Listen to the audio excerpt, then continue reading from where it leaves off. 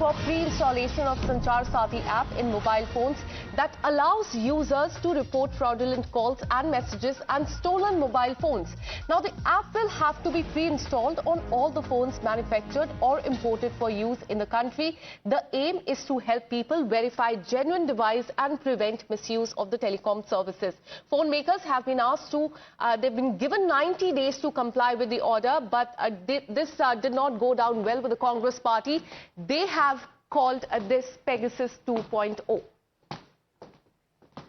So this is as far as the order by the central government is concerned. We're learning that now the apps will have to be pre-installed on the phone manufactured or imported for use in the country. But as we told you, this did not go down well with the Congress party. They have called this Pegasus 2.0. Let me take you through the post by KC Venugopal on social media. He has said, Big Brother cannot watch us. This DOT direction is beyond unconstitutional. The right to privacy is a part of the fundamental right to life and liberty enshrined in Article 21 of the Constitution. A preloaded government app that cannot be uninstalled in the dystopian tool to monitor every Indian.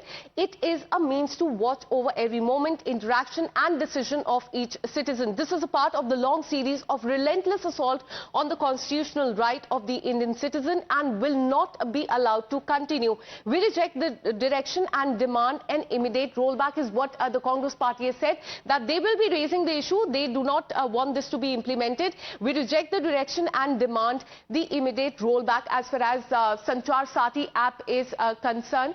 Let me take you through another, in fact, tweet that has been posted by a Congress leader, Karti Chidambaram. He has said, Big Brother will take over our phones and pretty much our entire private lives. This is Pegasus plus plus, and this is what we told you. This is what the Congress party is calling the Sanchar app. They are calling this Pegasus 2.0, saying that they will take over the phone and pretty much our entire life as well.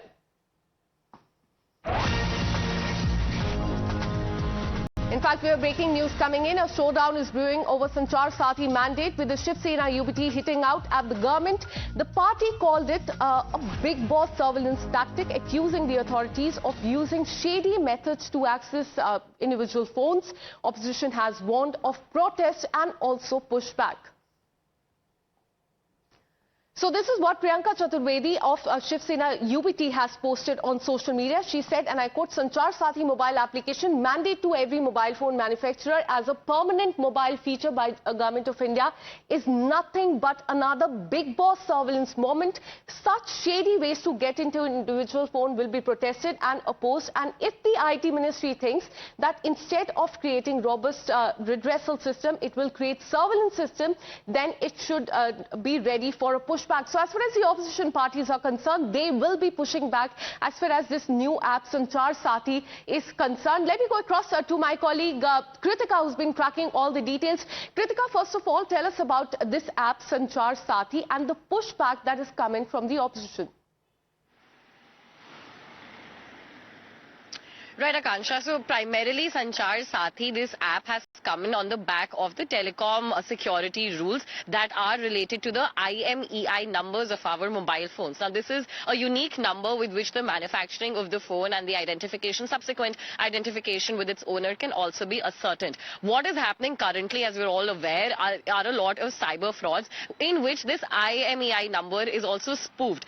There is also a huge black market in the country as well of stolen and second-hand phones as well, often times which also gets involved in criminal activity as well. So there is already a provision by the Department of Telecommunications, which is called the DND, the Do Not Disturb feature. Now this is a feature with which we can prevent commercial fraud and spam calls and messages. This app, the Sanchar Saathi app, is also now going to work on private players. So this is a citizen-centric approach as far as the central government stand is concerned, that this is a citizen-centric approach with which such fraudulent messages, possible attempts at cyber fraud and crime, multiple devices registered under one owner, all of this can be identified and curbed, and definitely a link between any possible criminal activity and the IMEI number, the direct owner, can also be established. It can also, by using the IMEI number verification, we can also check whether or not this has been blacklisted by the government as part of being involved in some suspicious activities earlier.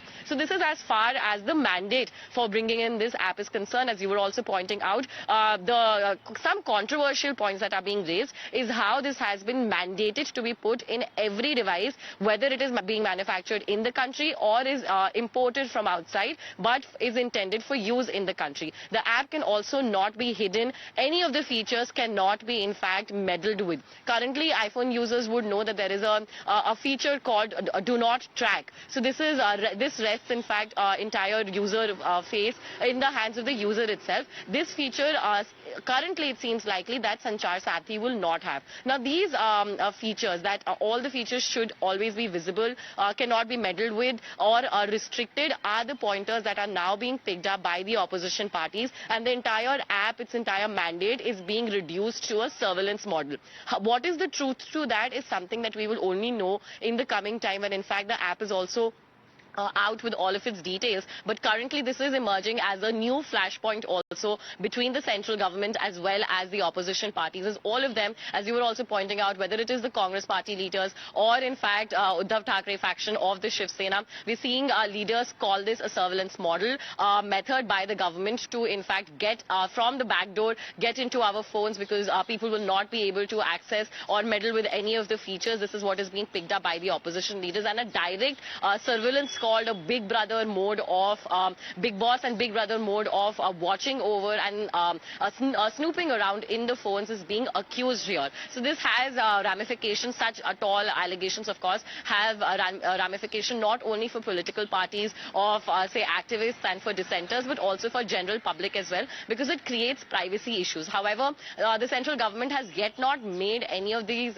pointers clear. All they say is that only the IMEI number will be scanned and no other feature which has, say, a microphone tracking or a speaker tracking or even a tracking of what is being browsed or surfed using the internet on the phones currently is not mentioned in the app. Whether or not these will also be features that will be later introduced is something that the opposition is currently alleging, and that is why they are calling it Pegasus 2.0, which, remember, is an Israeli-based spyware that in fact was installed in a lot of phones for justified use as well, and also for snooping at times. Over to you. Absolutely. So it appears that in the coming days there will be a lot of pushback as far as Sanchar Saathi is concerned. Thanks so much, Kritika, for all the details. Moving on and shifting our focus, we have a